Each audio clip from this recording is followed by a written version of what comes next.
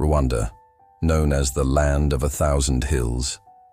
A place where mist clings to emerald valleys at dawn, where red earth nurtures abundant crops, where the rhythm of daily life once flowed with the gentle predictability of the seasons. Children played in village squares, farmers tended their banana groves and coffee plants. Markets bustled with the vibrant colors of fresh produce and the melodic cadence of Kinyarwanda conversations, a place of profound natural beauty and cultural richness. In just 100 days in 1994, this paradise became a landscape of nightmares. Nearly 1 million people, mothers, fathers, children, teachers, doctors, neighbors, slaughtered with a methodical brutality that defies comprehension. The rivers ran red, churches became abattoirs, schools transformed into execution grounds. The machete, a tool of cultivation, became an instrument of extermination. And as the screams echoed across Rwanda's hills, the world turned away. Phones went unanswered, meetings were postponed, semantic debates replaced decisive action. 1 million voices silenced while those with the power to help chose calculated indifference. And why? Before the storm. To understand the genocide's bitter harvest, we must first examine the seeds from which it grew. For centuries before European contact, Rwanda existed as a complex kingdom. Hutus and Tutsis were not separate tribes with different languages or customs. They shared the same God, spoke the same language, lived by the same traditions. Their children married one another. Their blood mingled freely across generations. The terms Hutu and Tutsi originally referred primarily to occupation and status. Tutsis were traditionally cattle herders, a prestigious occupation in Rwandan society. Hutus were mainly agriculturalists. A Hutu who acquired cattle could, over time, become Tutsi. A Tutsi who lost their wealth might eventually be considered Hutu. The categories were fluid, permeable, connected more to class than to any concept of ethnicity or race. When European colonizers arrived, first Germany, then Belgium after World War I, they brought with them the poisonous pseudoscience of race. Belgian administrators became obsessed with categorizing Rwandans, measuring nose width, height, and skull dimensions with calipers and rulers. They developed elaborate theories about Tutsis being a superior, more European-like race that had migrated from Ethiopia to rule over the less evolved Hutu majority. In 1933, the Belgians issued identity cards classifying all Rwandans as either Hutu or Tutsi. What had once been fluid social categories hardened into rigid racial identities. The colonial administration systematically favored Tutsis for education, government positions, and economic opportunities, not out of genuine concern for Tutsis, but as a calculated strategy of indirect rule. By elevating a minority group to power, they created a buffer between themselves and the majority population. The seeds of resentment took root in fertile ground. Independence came to Rwanda in 1962, amid a social revolution that upended the colonial power structure. The Hutu majority, long suppressed under the Belgian-supported Tutsi monarchy, seized control. The revolution that began in 1959 saw thousands of Tutsis killed and more than 100,000 fleeing to neighboring countries, Uganda, Burundi, Tanzania, and Zaire. Those who remained in Rwanda faced systematic discrimination under successive Hutu-dominated governments. For Tutsi refugees, exile was meant to be temporary. They expected to return home within years, not decades. Their children grew up in refugee camps staring across borders at the green hills that were their ancestral homeland. As years passed, the dream of return never died. It hardened into determination, then into organized political and military resistance. By the early 1990s, Rwanda wore a mask of normalcy that concealed dangerous tensions. In villages across the 1,000 hills, daily life continued. Farmers tilled their narrow terraced fields on steep slopes. Merchants sold their wares in colorful markets. Children in crisp school uniforms walked long distances for education. On Sundays, churches filled with the soaring harmonies of hymns. Yet beneath this surface, currents of hatred were gathering strength. President Juvenal Habyarimana's government, in power since 1973, faced mounting problems. Economic troubles deepened as coffee prices fell on world markets. Pressure for democratization grew from both internal opposition and international donors, and most threatening of all, a rebel group formed by children of Tutsi refugees, the Rwandan Patriotic Front, launched an invasion from Uganda in October 1990. The civil war that followed accelerated Rwanda's descent toward catastrophe. As the RPF advanced militarily, fear spread among ordinary Hutus. Government propaganda painted all Tutsis as collaborators with the rebels, as a fifth column waiting to reinstall the monarchy and subjugate Hutus. Each military setback for government forces was blamed on Tutsi treachery. Each call for democracy was portrayed as a Trojan horse for Tutsi dominance. In August 1993, after years of fighting and international pressure, President Habyarimana signed the Arusha Accords, establishing a framework for power sharing with the RPF. A small United Nations peacekeeping force, the United Nations Assistance Mission for Rwanda, UNAMIR, arrived to monitor the peace agreement. On the surface, Rwanda appeared to be moving toward reconciliation and democracy. But within the corridors of power, Hutu extremists viewed the Arusha Accords as capitulation. They had no intention of sharing power. Instead, they accelerated preparations for a final solution to what they called the Tutsi problem.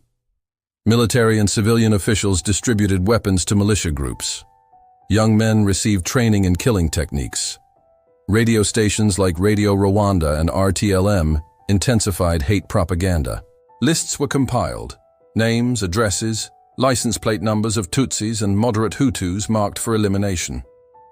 The architect of peace, General Romeo Dallaire, commander of the UN force, sensed the gathering storm.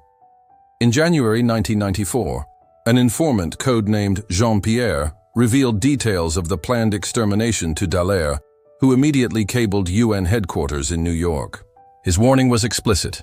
Militias were planning to kill approximately 1,000 Tutsis every 20 minutes once the signal was given. His request to confiscate weapons caches was denied. His mandate did not permit preventive action. He could only watch as the machinery of genocide was assembled piece by piece before his eyes. Act 2. 100 Days of Darkness. In the months before the genocide, Rwanda's airwaves became conduits for hatred. Radio Télévision Libre des Mille Collines, RTLM, broadcast a toxic mix of popular music and virulent propaganda. Day after day, hour after hour, the radio described Tutsis as cockroaches, snakes, and vermin. Announcers read lists of people to be cut down and neighborhoods to be cleared. They repeated the mantra, "The graves are only half full. Who will help us fill them?" In a country where radio was the primary source of information and government authority was rarely questioned, these broadcasts transformed ordinary citizens into willing executioners. The radio told listeners that Tutsis were planning to enslave or exterminate all Hutus, that killing Tutsis was not murder, but self-defense, that showing mercy was betrayal. The seeds of fear and hatred found fertile ground in a population conditioned by decades of ethnic propaganda. The commander of the UN peacekeeping force, Canadian General Romeo Dallaire, found himself commanding a mission designed for a peace that was rapidly evaporating. With just 2,500 lightly armed troops, forbidden from using force except in self-defense, he watched helplessly as extremists consolidated their control. His increasingly desperate cables to UN headquarters painted a clear picture of impending catastrophe. The response from New York was bureaucratic caution: observe, report, but do not exceed your mandate. On the evening of April 6, 1994, a plane carrying President Habyarimana and Burundian President Cyprien Ntaryamira was shot down as it approached Kigali airport. Both presidents died in the fiery crash. To this day, controversy surrounds the question of who fired the missiles that brought down the aircraft. What is beyond dispute is that within hours of the crash, the systematic killing of Tutsis and moderate Hutus began. The death of Habyarimana was not the cause of the genocide. It was the pretext, the signal for a plan long in preparation to begin. By dawn on April 7th, roadblocks appeared throughout Kigali. Elite units of the Presidential Guard deployed according to prearranged plans. The first targets were not random. They were specifically Hutu moderates who might have opposed the killing and prominent Tutsis whose elimination would decapitate potential resistance. Prime Minister Agatha Uwilingiyimana, a moderate Hutu who advocated peaceful power sharing, was among the first killed. She was murdered along with her husband and the 10 Belgian peacekeepers assigned to protect her. Their bodies were mutilated, their deaths deliberately brutal, a message to any who might stand against the tide of blood now rising. From Kigali, the killing spread outward with chilling efficiency. In some areas, victims were shot, but bullets were expensive. Most died by machete, club, or hand grenade, and the killers moved methodically from house to house, from church to church, from school to school. They carried lists. They knew exactly who to target. This was not spontaneous tribal violence, the narrative many international media outlets initially adopted. It was a planned campaign of extermination, directed by government officials, military officers, and business leaders, and executed by militia groups alongside ordinary citizens who were coerced, incentivized, or persuaded to participate. Local officials mobilized the population as they would for community work projects. Each morning, men gathered to receive their assignments: which areas to clear, which families to visit, which roads to block to prevent escape. Those who refused faced a stark choice: kill or be killed yourself, your neighbor's life or your own, your neighbor's children or your own children. The intimacy of the killing distinguishes the Rwandan genocide from many other mass atrocities.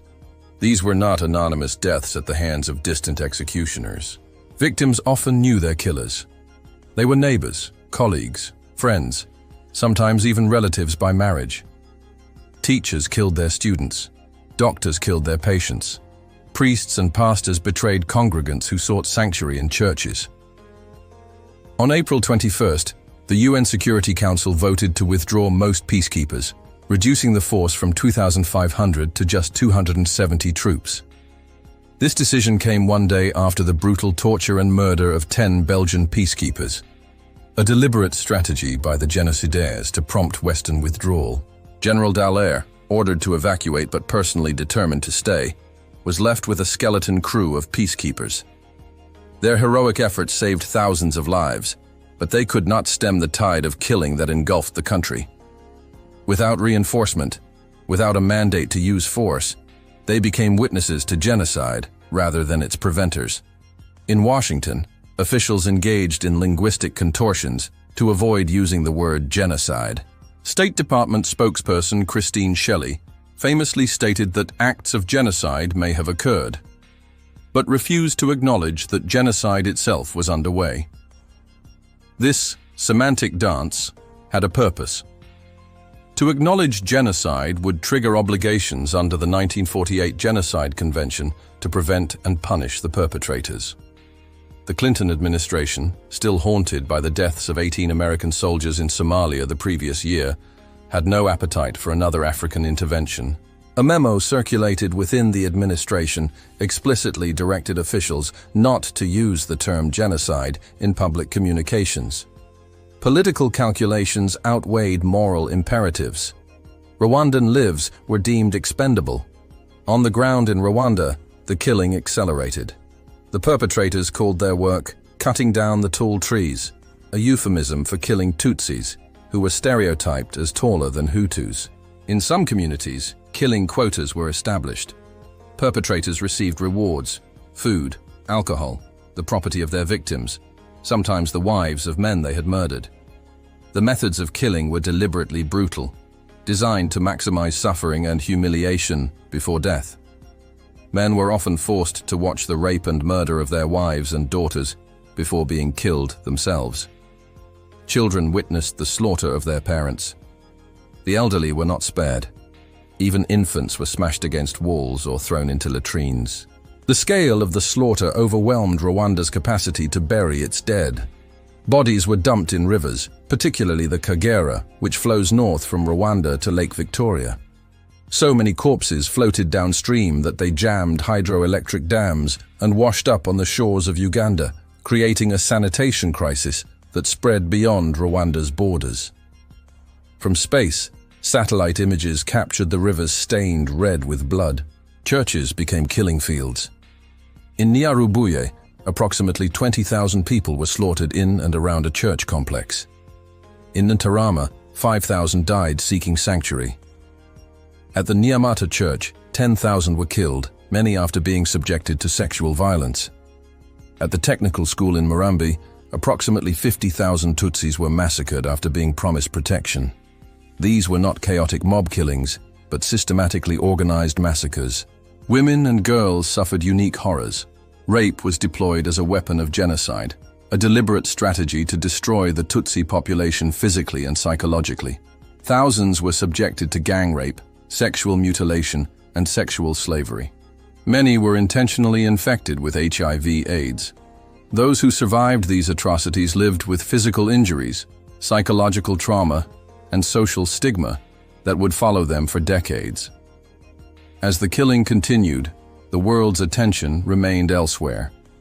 The international media, initially present to cover the implementation of the Arusha Accords, evacuated most correspondents after the violence began. The few who remained struggled to convey the magnitude and systematic nature of what they were witnessing. Editors back home often framed the violence as tribal warfare rather than planned genocide, reinforcing stereotypes of African conflicts as primordial and incomprehensible. Act 3. The world looks away. While blood flowed in Rwanda, the world's most powerful nations engaged in diplomatic theater. At the United Nations Security Council, ambassadors expressed concern while carefully avoiding any commitments that might require action. They debated terminology while thousands died each day. They commissioned studies while villages were emptied of their Tutsi inhabitants. These delays were not accidental. They were strategic. By focusing on definitions rather than decisions, by emphasizing the complexity of the situation rather than its moral clarity, the major powers created space for inaction. Each day of debate meant another 8,000 to 10,000 lives lost, a rate of killing that exceeded even the Holocaust at its height. The stark contrast between the sterile meeting rooms of international diplomacy and the blood-soaked hills of Rwanda represents one of humanity's greatest moral failures. In New York, diplomats in pressed suits sipped bottled water while discussing the technical details of peacekeeping mandates. In Rwanda, people begged for mercy before being hacked to death by their neighbors. The distance between these realities was measured not just in miles, but in the value assigned to human lives. The United States, under President Bill Clinton, had the military capacity to intervene decisively.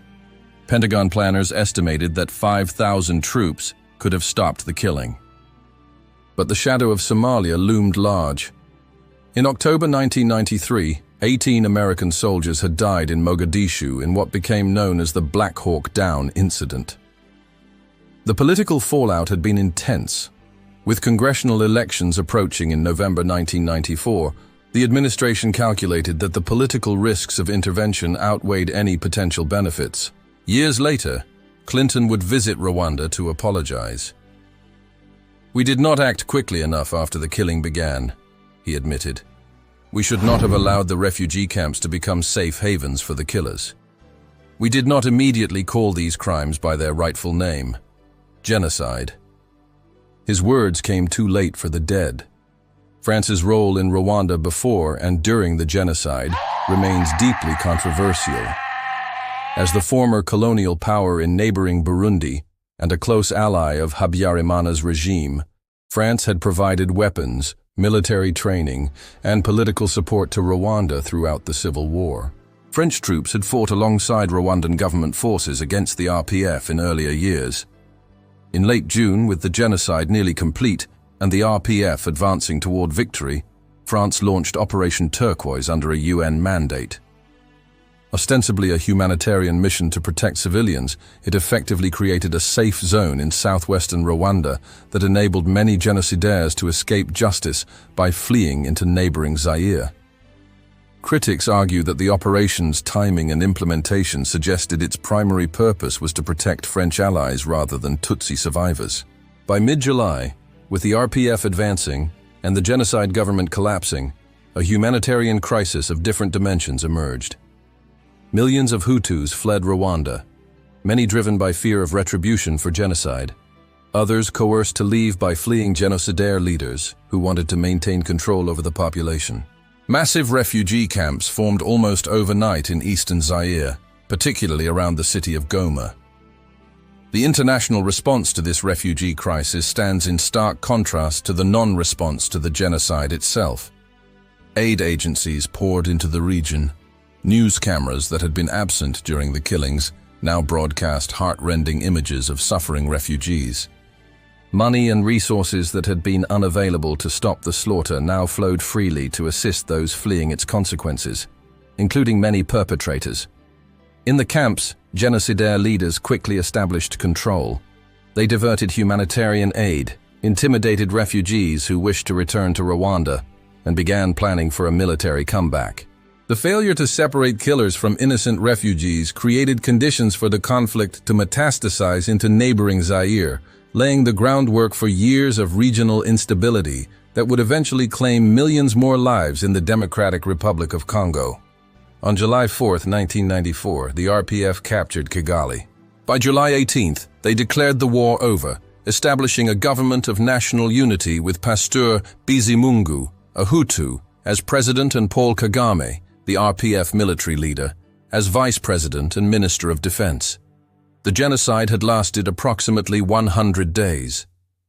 In that brief span, an estimated 800,000 to 1,000 people had been killed. The majority of Rwanda's Tutsi population, along with moderate Hutus who opposed the genocide. The genocide ended not because humanity found its conscience, not because the international community fulfilled its legal and moral obligations, but because a determined rebel army defeated the genocidaire forces on the battlefield. The world's great powers, with all their military might and professed commitment to human rights, had stood by and watched one of history's most preventable atrocities unfold in slow motion. Act 4. Aftermath and Justice. The Rwanda that emerged from 100 days of slaughter resembled a nation that had suffered not just genocide, but apocalypse. Nearly every Tutsi family had been decimated, with many lineages completely erased. Almost every Rwandan, perpetrator, survivor, bystander, carried psychological wounds that defied conventional understanding of trauma. The physical destruction was immense. Homes and businesses had been looted, then burned. Infrastructure lay in ruins. Fields had gone unplanted or unharvested, creating food shortages. The economy had collapsed. Banks had been emptied. Government offices stood abandoned, their records destroyed, their staff killed or fled. But the deeper damage was to the social fabric itself. How could a society function after neighbors had slaughtered neighbors? How could trust be rebuilt after such intimate betrayal? How could justice be pursued when the line between perpetrator and victim sometimes ran through the middle of families, with Hutu husbands having killed their Tutsi wives' relatives or protected their Tutsi wives while participating in killing others? The new government faced challenges that would have overwhelmed even the most established democracies. Hundreds of thousands of suspected genocidaires needed to be arrested, detained, investigated, and tried. Millions of returning refugees, both Tutsis who had fled during the genocide and Hutus returning from camps in neighboring countries, needed to be resettled. Survivors, many gravely injured or traumatized, required medical care and psychological support. Orphaned children, some 300,000 by UN estimates, needed homes and guardians. Justice presented a unique challenge. Rwanda's judicial system had been decimated. Many judges and lawyers were dead or had participated in the genocide.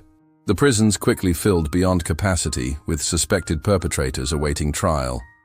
At the peak, more than 120,000 people were detained in facilities designed for a fraction of that number. Under these conditions, traditional Western-style justice was simply impossible. The international community established the International Criminal Tribunal for Rwanda in Arusha, Tanzania, but it could only try a handful of the most senior perpetrators. Between its establishment in 1994 and its closure in 2015, the ICTR indicted 93 individuals and convicted 62 of them, a significant achievement in international justice, but a drop in the ocean compared to the scale of participation in the genocide. Rwanda turned to a traditional community justice system called Gakaka, meaning grass in Kinyarwanda, referring to the place where communities traditionally gathered to resolve disputes. Under this system, local communities elected judges to hear genocide cases. Perpetrators who confessed received reduced sentences. The process emphasized truth-telling and reconciliation alongside punishment. Between 2001 and 2012, more than 12,000 community-based Gakaka courts tried nearly 2 million cases. The system had profound flaws. Limited legal protections for the accused, potential for corruption or revenge, inconsistent sentencing. But it also had virtues that conventional courts lacked. Accessibility to rural communities, incorporation of local values, emphasis on restoration of community bonds rather than purely retributive justice. Rwanda faced an impossible dilemma. How could victims and perpetrators live together in a country smaller than Maryland? There was no practical way to separate them physically. The hills that had been killing fields had to become communities again. The alternative was perpetual conflict and potential genocide in reverse. The government launched ambitious reconciliation programs. Former perpetrators who had served their sentences or been granted amnesty for lesser crimes returned to their communities. Some participated in programs where they built houses for survivors, a tangible form of restitution. Dialogue groups brought together victims and perpetrators to share their stories and perspectives. The reconciliation process asked profound moral questions with no easy answers. What does forgiveness mean after genocide? Is it possible? Is it even right to ask survivors to forgive? Can perpetrators ever truly atone for their actions? Can a society heal if justice is incomplete? These questions have no universal answers, only individual and community responses shaped by necessity, faith, pragmatism, and the basic human need to continue living. Rwanda has preserved several genocide memorial sites as testaments to what happened and warnings to future generations. At the Nyamata Church, blood-stained clothing of victims drapes over pews where they sought sanctuary. Personal items, eyeglasses, identity cards, rosaries humanize the overwhelming statistics of death.